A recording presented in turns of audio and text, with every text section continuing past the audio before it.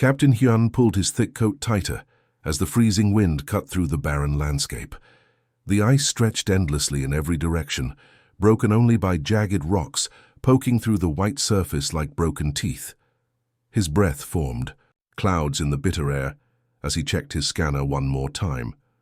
The device beeped softly, confirming what they already knew. This was another dead world, another failed civilization to add to their records. Behind him, his crew trudged through the deep snow, their grey skin already turning pale from the cold. The HFY were not built for planets like this. Their homeworld was warm and comfortable, nothing like this frozen wasteland, but their job was to explore, to catalogue, to understand what had happened to the countless species that had risen and fallen across the galaxy. Medic Tay struggled with his heavy equipment bag, muttering complaints under his breath. "Why do we always get the frozen planets?" he grumbled, his long fingers already numb despite his gloves. "Can't dead civilizations pick warmer places to die?" Engineer Bin laughed, a sound that seemed strange in the empty silence of the ice world. "Maybe they tried to escape the cold and failed," he suggested, kicking at a chunk of ice that might have once been part of a building. "Look at this place. Nothing could survive here for long." Captain Hyun raised his hand for silence. His scanner was picking up something unusual ahead. The readings showed structures buried deep beneath layers of ice and snow. Not just random ruins, but organized buildings, maybe even a small city. This was exactly what they were looking for.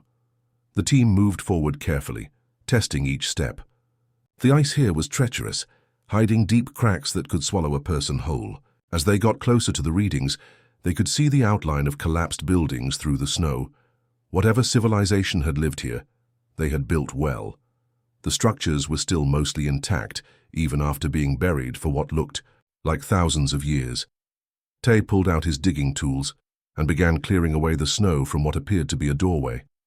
The work was slow and exhausting in the cold, but gradually they uncovered an entrance to what looked like an underground shelter.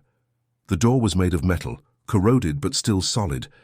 Bin worked on the door's mechanism while Hyun scanned the interior. His device showed empty rooms filled with various objects, furniture, equipment, personal belongings, everything you would expect from a place where people had once lived, but no life signs, no movement, nothing to suggest anyone had survived.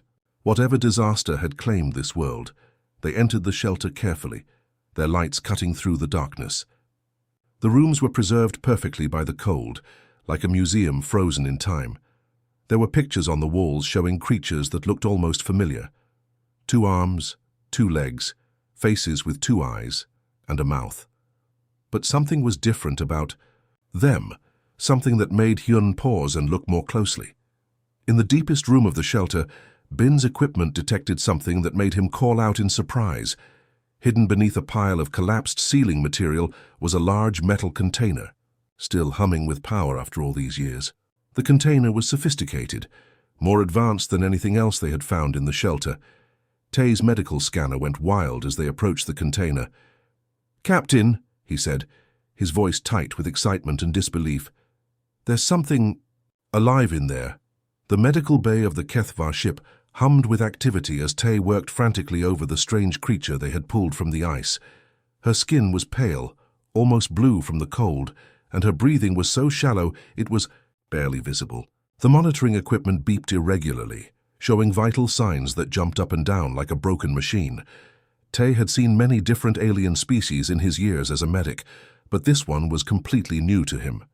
She looked fragile, much smaller than the HFY, with soft features and thin skin that seemed almost transparent.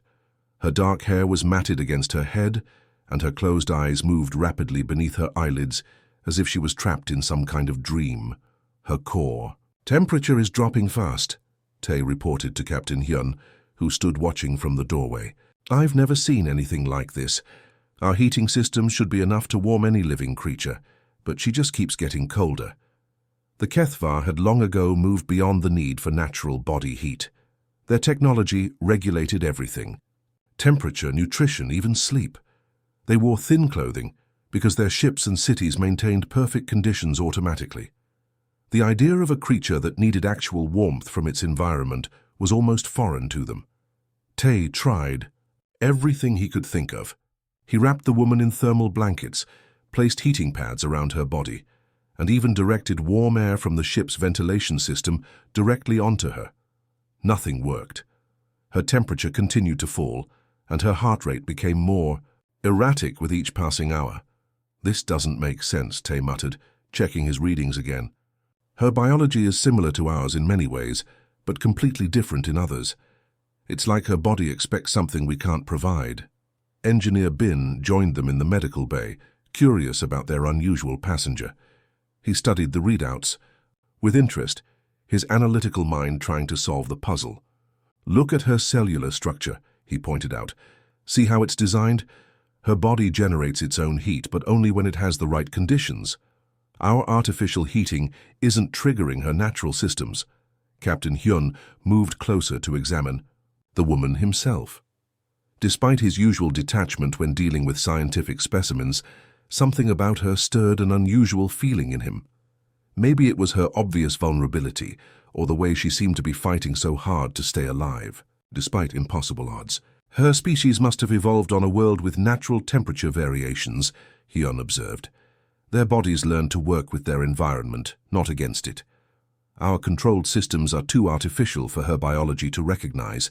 As they watched, the woman's breathing became even more labored. Her lips turned a deeper shade of blue and her body began to shiver uncontrollably.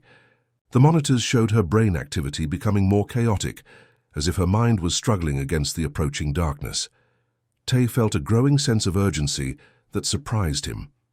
Usually, when a specimen died during research, it was simply recorded as data. But watching this creature fight for life awakened something in him he hadn't expected, a desire to actually save her, not just study her. "We're losing her," he announced, his voice carrying more emotion than he intended. "Whatever she needs, we're not providing it. If we don't figure this out soon, she'll be dead within the hour." The three Kethvar stood around the dying human, each feeling something they couldn't quite name, a connection to this alien being that went beyond scientific curiosity. The medical bay fell silent, except for the steady beeping of failing monitors. Tay stared at the readouts in frustration, his hands clenched into fists. Every piece of advanced technology on the ship had tried and failed to save the dying woman. Her temperature had dropped so low that ice crystals were forming on her skin, despite the warm air around her. "There has to be something else we can try," Tay said, pacing back and forth beside the medical bed. His mind raced through every procedure he knew, every technique he had learned in decades of treating different alien species. Nothing seemed to apply to this strange creature they had found. Bin stood at the foot of the bed, studying the woman's face with growing concern. Something about her peaceful expression reminded him of the pictures they had found in the shelter, images of her people living together, touching each other, holding hands, embracing. It was behavior the Kethvar had observed in primitive species but never understood. "Wait," Bin said suddenly, his voice cutting through the tension in the room. "Look at those images we found in her shelter. Her people were always in physical contact with each other. What if that's not just social behavior? What if it's biological?" Tay stopped pacing and turned to stare at him. "What are you suggesting?" "Direct heat transfer," Bin explained, though the words felt strange coming from his mouth. "Body-to-body contact. Her species might need actual physical warmth from another living being, not just artificial heat." The idea hit the room like a physical blow. Captain Hyun stepped back instinctively, his face showing the disgust that all Kethvar felt at the thought of unnecessary physical contact. Their species had evolved beyond such primitive needs thousands of years ago. They communicated through technology, lived in carefully controlled environments and maintained proper distance from each other at all times. "That's impossible," Hyun said firmly. We can't. That kind of contact is unnatural for our species." Tay looked down at the dying woman, then back at his captain. The monitors showed her vital signs getting weaker by the minute. Her breathing was so shallow now that he had to watch carefully to see her chest rise and fall. Time was running out, and they all knew it. "She's going to die if we don't do something," Tay said quietly. "All our advanced medicine, all our technology, none of it works for her. This might be the only way." The three Kethvar stood in uncomfortable silence, each wrestling with the idea. Physical contact was something they had been taught to avoid since childhood. It was considered primitive, unnecessary, even disgusting. Their society had built itself around the principle that intelligent beings should rise above such basic animal needs. But as they watched the woman's life slipping away, something deeper than their cultural conditioning began to stir. Maybe it was scientific curiosity, or maybe it was something else entirely, a feeling they couldn't name but couldn't ignore. Captain Hyan closed his eyes and made the decision that would change everything. "We'll do it," he said, his voice barely above a whisper. "We'll take shifts. Each of us will lie beside her and share our body heat, just until her temperature stabilizes." Tay nodded, already moving toward the bed despite every instinct telling him to stay away. "I'll go first," he said, his hands trembling slightly as he prepared to do something no Kethvar had done in living memory. The first shift was the hardest for Tay. He lay stiffly beside the unconscious woman, every muscle in his body tense with discomfort. The Kethvar had thin, cool skin that rarely touched anything warm, and the heat from her body felt strange and overwhelming. But within minutes, something remarkable happened. Her shallow breathing began to deepen, and the blue tint started to fade from her lips. "It's working," Tay whispered in amazement, afraid to move and disturb whatever was happening. The monitors showed her temperature slowly climbing for the first time since they had brought her aboard. Her heart rate became steadier, more regular, as if her body was finally remembering how to function properly. During his shift, the woman began to murmur softly in her sleep. Most of the words were unclear, but one name kept repeating over and over: Nari. Tay found himself listening carefully to her voice, trying to understand what she was saying. There was something musical about the way she spoke, different from the precise, clipped language of his own people. When Bin came to take the next shift, he expected to feel the same disgust and discomfort that Tai had described.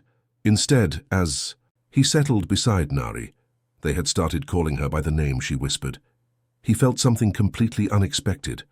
A sense of calm washed over him, as if being close to another living being was somehow natural and right. "This is strange," Bin admitted to Tai as they changed positions. "I thought this would be terrible, but it's not. It's almost peaceful." Tay nodded, understanding exactly what Bin meant. He had felt it too, a warmth that had nothing to do with body temperature, a connection that went beyond the simple transfer of heat. It was as if Nari's presence was awakening something in them that had been sleeping for thousands of years. Captain Hyun took the third shift with great reluctance. He had ordered the procedure, but that didn't make it any easier for him to actually participate. As the leader of his crew, he felt responsible for maintaining proper Kethvar behavior and discipline.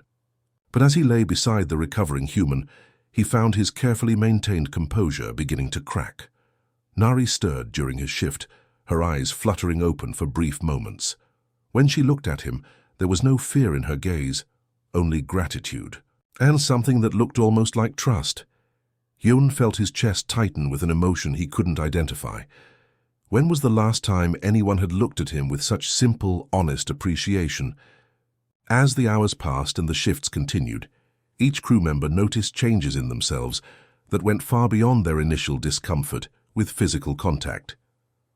Bin started arriving early for his turns, claiming he wanted to check on Nari's progress. But Tae and Hyun could see it was more than scientific interest. Bin had begun to genuinely care about her well-being in a way that had nothing to do with research or duty. Tae found himself talking to Nari during his shifts, even though she was mostly unconscious. He told her about their ship, their mission, even stories from his own life. It felt natural to share these things with her, as if she was a friend rather than a subject of study. Captain Hyun discovered that his thoughts kept returning to Nari, even when he wasn't on shift. He worried about her recovery, wondered about her past, and felt protective of her in a way that made no logical sense. She was just one alien among billions in the galaxy, but somehow she had become important to him personally. The most disturbing change was how they had started to question things they had never questioned before. Why had their species eliminated physical contact? Why did showing concern for others seem weak rather than natural? Why did helping Nari feel more meaningful than any mission they had completed before? When Nari's eyes finally opened and stayed open, the medical bay felt different somehow. Her gaze moved slowly around the room, taking in the strange walls, the unfamiliar equipment, and the three tall grey figures watching her with obvious concern. But instead of fear or panic, her face showed only curiosity and something that looked like wonder. Tay was the first to notice she was fully awake. He had been checking her vital signs when her hand moved to touch his arm gently. The contact sent a shock through him, not of discomfort this time, but of connection. Her dark eyes met his, and she smiled weakly, pressing her palm against her chest and saying something that sounded like Nari. "She's telling us her name," Bin realized, moving closer to the bed. He pointed to himself and said Bin clearly, then gestured to his companions. Tai, Hyun. Nari repeated each name carefully, her voice still hoarse but growing stronger. Over the next few hours, they worked together to build a basic understanding. Nari was clearly intelligent, picking up their simple words quickly while teaching them fragments of her own language. She drew pictures in the air with her fingers, acted out concepts with her hands, and slowly began to paint a picture of who she was and where she had come from. The breakthrough came when she found a way to show them images on the ship's display screen. Her fingers moved across the interface with surprising skill, calling up star charts and planetary data. She pointed to a system that their records showed as dead and lifeless, then to herself, her eyes bright with memory, through a mixture of broken words, gestures, and the ship's translation systems. Nari's story began to emerge. She had been an engineer, someone who worked to make dead planets suitable for life. Her people, humans she called them, had been trying to save their colony world as it slowly froze and died. She showed them images of great machines that could warm atmospheres, devices that could create breathable air, and technologies that could bring life to barren worlds. Her hands moved with passion as she described her work, and the three Kethva found themselves leaning forward, fascinated by her dedication and knowledge. But then Nari's expression changed. She pointed to herself, then to a sleeping gesture, then held up fingers to indicate time passing. Lots of time. She seemed to be trying to tell them that she had been asleep, waiting for something, hoping for something that never came. When Tay finally managed to communicate to her how much time had actually passed, 3,000 years, the change in Nari was heartbreaking to watch. Her face went pale and her hands began to shake. She asked questions they couldn't fully understand, but her desperate tone made the meaning clear. She wanted to know about her people, her world, her friends and family. Captain Hyun found himself wishing he didn't have to show her the truth. But their records were clear. Her planet was dead, frozen solid, with no signs of life anywhere on its surface.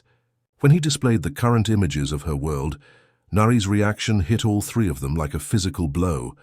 She didn't cry loudly or dramatically. Instead, tears simply began to flow down her cheeks as she stared at the lifeless images of what had once been her home.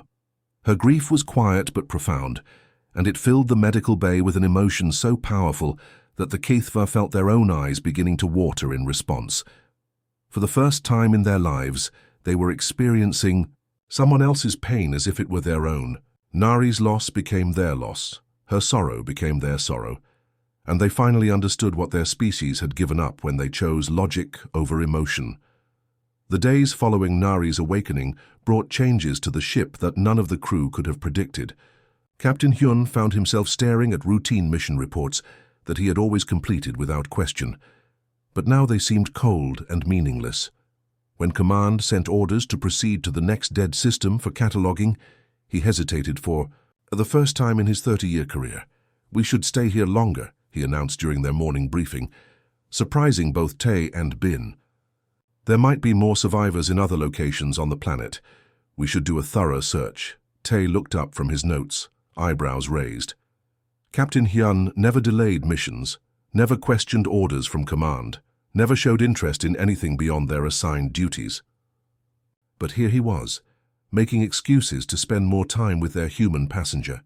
The truth was that none of them wanted to leave Nari behind, though they couldn't bring themselves to admit it openly. She had become more than just a rescued survivor. She was changing them in ways they were still trying to understand. Tay's medical logs had become something completely different from his usual clinical reports. Instead of cold observations about alien physiology, he found himself writing detailed notes about Nari's emotional responses, her facial expressions, the way she laughed when Bin mispronounced human words. He was documenting their own transformation as much as hers. Day 12 post-recovery, Tay spoke into his recorder. Subject continues to show remarkable adaptability. More interesting, however, are the behavioral changes observed in the crew. We are experiencing what can only be described as emotional responses that our species abandoned millennia ago. Bin had appointed himself as Nari's primary teacher, spending hours each day helping her learn their language while she taught him about human culture. These sessions had become the highlight of his day, something he looked forward to with an eagerness that would have embarrassed him if anyone had pointed it out.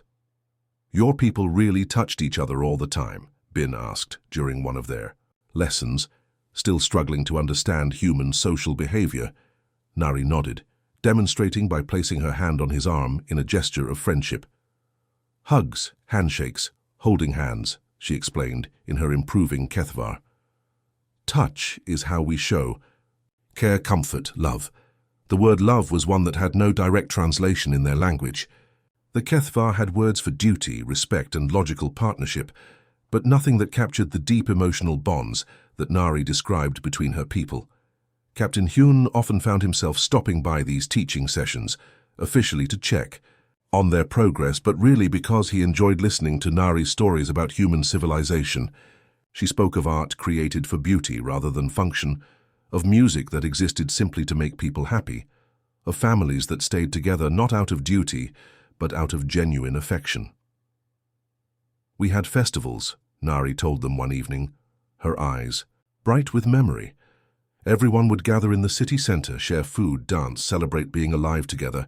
Children would play while adults talked and laughed. It was joyful. The concept of doing something purely for joy was foreign to the Kethvar, but as Nari described these gatherings, they could almost picture themselves there, surrounded by warmth and laughter and connection. The most unsettling change was how protective they had all become of Nari. When she caught a minor illness, just a simple cold that her weakened immune system couldn't fight off easily, all 3 crew members hovered around the medical bay like worried parents. They took turns bringing her warm drinks, adjusting her blankets, and simply sitting with her so she wouldn't feel alone. "This behavior is irrational," Hyun muttered to himself as he found himself checking on Nari for the 4th time that day. But even as he said it, he knew he would keep checking on her, keep worrying about her well-being, keep feeling this strange new emotion that he was beginning to recognize as genuine care for another being. The revelation came during what started as an ordinary evening in the ship's common area. Nari had been studying their star charts, her finger tracing routes between systems with a concentration that had become familiar to the crew. But tonight, something was different. Her movements were more purposeful, more urgent, as if she was searching for something specific. "Nari, what are you looking for?" Bin asked, settling beside her at the display table. Over the weeks, physical proximity with her had become natural for all of them, though they still marveled at how easily she had broken down barriers they hadn't even realized existed. She looked up at him with eyes that held barely contained excitement. "Home," she said simply, then shook her head and tried again. "Not home. Others like me." Her language skills had improved dramatically, but complex ideas still required patience and creativity to express. Tay joined them, curious about the intensity of her focus. "Other humans?" he asked. "But your world is dead. We showed you the recordings." Nari's expression grew animated as she pulled up a 3-dimensional map of their local galactic sector. Her hands moved quickly across the interface, highlighting systems, marking coordinates, drawing connections between seemingly random points in space. "Not all on Homeworld," she explained. We knew the ice was coming." The pieces began to fall into place as she worked. Nari pulled up images from their database, dead worlds that the Kethvar had catalogued over the years, systems they had marked as lifeless and moved on from. One by one, she pointed to these worlds and nodded. Sleep places, she said, using the simple term she had developed for hibernation facilities. We built many, different worlds, different systems, safe places to wait. Captain Hyun felt his heart rate increase as the implications began to sink in. How many? He asked, his voice barely steady. Nari held up her hands, counting on her fingers, then starting over, then using the ship's calculator to show them numbers that made all 3 Kethvar step back in shock. Dozens of facilities, hundreds of individuals in each one. Some locations held entire communities, families, children, elderly people, all waiting in frozen sleep for someone to wake them up. Thousands, Tay whispered, staring at the coordinates Nari had marked. There could be thousands of humans still alive, just waiting. But Nari wasn't finished. She accessed deeper files in the ship's database, cross-referencing their exploration, records with her own memories. System after system lit up on the map. Places the Kethvar had visited, scanned briefly, and dismissed as uninteresting because they showed no active life signs. We were careful, Nari explained, her voice growing stronger as she found the words she needed. Hidden deep, powered down, made to look like nothing important. Your people. She paused, searching for a diplomatic way to phrase it. Your people. Look for big things, obvious things. We made ourselves small and quiet. The revelation hit them like a physical blow. The Kethvar prided themselves on their thorough exploration and cataloguing of dead civilizations. They had detailed records of hundreds of worlds, careful documentation of extinct species, precise measurements of how and when different societies had fallen. And all this time, they had been flying past thousands of living beings without ever knowing they were there. Engineer Bin pulled up their mission logs, scrolling through years of reports. Look at this, he said, his voice filled with amazement and something that might have been shame. We were at this system 2 years ago, spent 3 days cataloguing ruins, and according to Nari's coordinates, there's a facility with 200 sleeping humans just 50 kilometers from where we landed. The silence that followed was heavy with the weight of missed opportunities and profound responsibility. They hadn't just found one survivor. They had stumbled upon the key to bringing an entire species back from the edge of extinction. Every day they delayed, every moment they spent in uncertainty. Thousands of humans remained trapped in artificial sleep, trusting that someday someone would find them and bring them back to life. The message from the Galactic Archive arrived at the worst possible moment. Captain Hyun was in the common area, watching Nari teach Bin a human game that involved moving small pieces across a board she had drawn on a data pad. Her laughter filled the room as Bin made another confused move, and the sound had become so familiar that Hyun couldn't imagine the ship without it. The communication alert interrupted their game with its harsh, official tone. Hyun moved to the command console, expecting routine orders or mission updates. Instead, he found himself staring at a message that made his blood run cold. Priority command. Exotic specimen located on survey mission requires immediate transfer. To Central Archive for comprehensive biological study and classification. Prepare subject for transport within 48 hours. Full dissection protocols approved. The words hit him like a physical blow. Specimen, dissection. The clinical language reduced Nari to nothing more than an interesting biological puzzle to be taken apart and analyzed. There was no mention of her intelligence, her personality, her ability to communicate and form relationships. To the archive, she was just another dead thing to be catalogued. Hyun's hands trembled as he read the message again, hoping he had misunderstood something. But the orders were clear and absolute. The Galactic Archive had learned about Nari through their routine reports, and now they wanted her. Not to study her culture or learn from her knowledge, but to cut her open and examine her organs like she was already dead. Captain, Tay had noticed his expression and moved closer to the console. What's wrong? Without speaking, Hyun transferred the message to the main display. Both Tay and Bin read it in growing horror, while Nari looked up from her game with concern. She couldn't read their language fluently yet, but she could see the distress on their faces. They want to kill her, Bin said quietly, his voice filled with disbelief. They want to take her apart like a machine. Nari stood up slowly, moving toward them with the careful steps of someone who sensed danger but didn't understand its source. "What happens?" she asked, her improving language skills allowing her to express her worry. "Something wrong. How could—" They explained to her that their own government, their own people, saw her as nothing more than a laboratory specimen. How could they tell her that the same scientific protocols they had followed their entire careers now demanded her death in the name of knowledge? Captain Hyun looked at Nari, really looked at her. She had become so much more than the dying creature they had pulled from the ice. She was curious and intelligent, quick to laugh and eager to learn. She had shown them what it meant to care. About someone beyond duty or logic. She had awakened parts of themselves they didn't even know existed.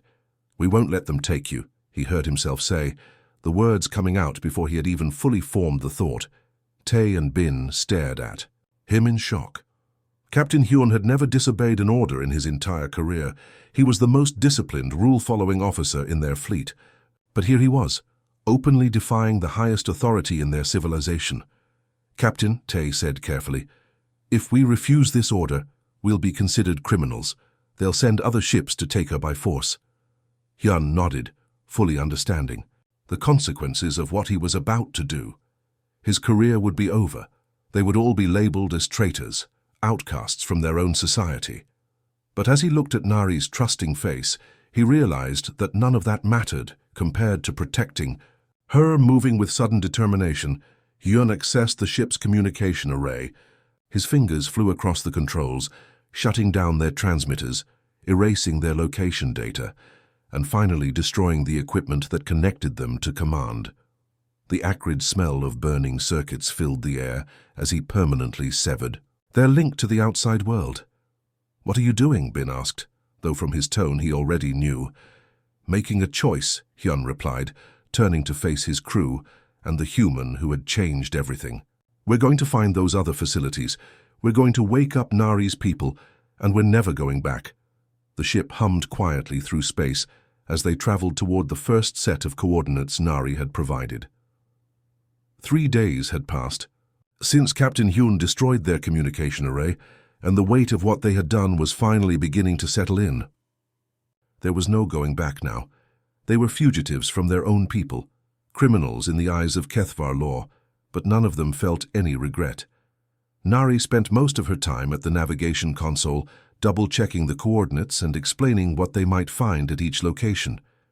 Her excitement was infectious, and the crew found themselves sharing her anticipation despite the uncertainty ahead. She had started calling them by affectionate nicknames: Captain Friend Hyun, Doctor Brother Tae, and Engineer Teacher Bin.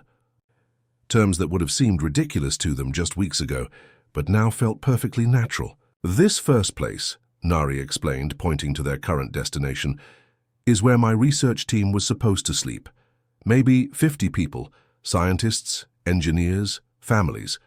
We called it Haven Station because we hoped it would be a safe place to wait for better times."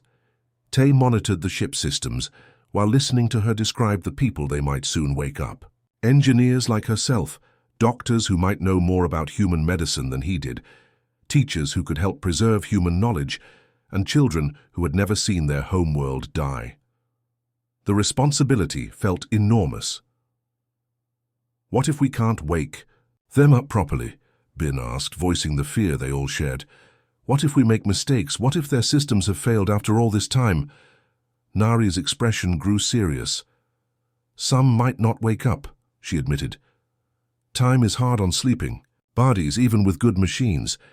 But if we don't try, they all stay sleeping forever. At least this way they have a chance." Captain Hyun found himself thinking about his own people, the Kethvar civilization, that had raised him to value logic above all else.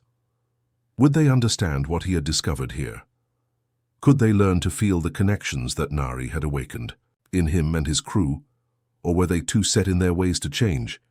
"Do you think they'll come after us?" Tae asked during one of their quiet evening conversations. "Our people, I mean. Will they keep trying to find Nari?" "Probably," Hyun admitted.